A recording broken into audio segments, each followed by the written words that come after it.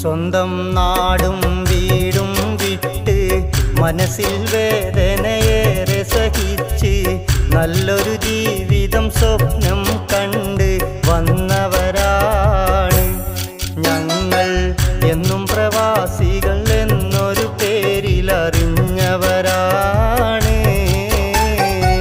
സ്വന്തം നാടും വീടും വിട്ട് മനസ്സിൽ വേദനയേറെ സഹിച്ച് നല്ലൊരു